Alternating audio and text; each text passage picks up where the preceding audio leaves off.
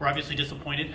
We thought there was sufficient evidence there to find him guilty of shooting with intent to kill. Despite our disappointment, we also trust in this process.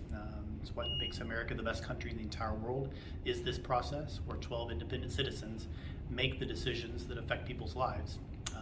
The jury did that in this situation, and though we personally disagree, we do respect their decision and appreciate their service. Yeah, you heard a lot of evidence in this case. You heard a lot of accusations in this case, many of which suggested TPD, Tulsa Police Department, was a corrupt organization and all they were doing is looking to convict people. Nothing is further from the truth as far as I'm concerned. Tulsa Police Department is honorable, upstanding, hardworking, honest police officers. And we spent a week of trial when the defendant should have been on trial, that they put on trial the Tulsa Police Department. That is their right to impeach our witnesses. We understand that, but we were disappointed that the Tulsa Police Department had to be dragged through the mud because of this case. Despite that, we still respect the jury's decision and their verdict. We will continue to respect all the jurors' verdict, despite our disappointments. We have nothing to hide. If an officer is employed by the Tulsa Police Department, he is able to testify, unless he's not able to testify for some Brady Giglio issue. All of the witnesses that we had this week are lawfully sworn officers with Tulsa Police Department, and they can testify in this courthouse and will continue to do so. Cases are assigned through Tulsa Police Department with a randomized process. We believe that occurred this time, and so any individual officers that were involved because they were assigned the case in the normal course of business. So when that will occur, we will, if needed, have them sit case agent to listen to the evidence that they have and listen to critiques of what they did.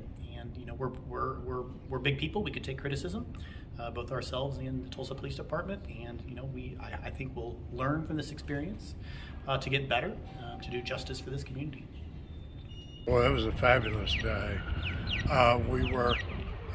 It was a tight case, and with people like Sean Larkin testifying on the other side, it really had us all worried.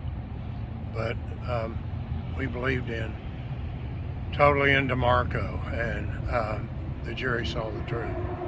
The facts were on our side. Very fortunate. Facts were on our side. I mean, the most important part, I think, of him is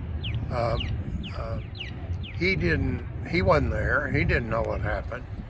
So he was just giving his best guess too. And we had a lot of good witnesses, good facts when we put on our case about the supposed victim and the case. It was a wonderful day, and now we can move on to federal court, try to get justice. And Brett Bahena did one of the best lawyering jobs I've ever seen in my life. Yeah, Brett Bahena did a great job. There's no question. Fabulous. So it all turned out good. It was an honor for us to represent De'Marchoe. We look forward to further seeking justice for him. And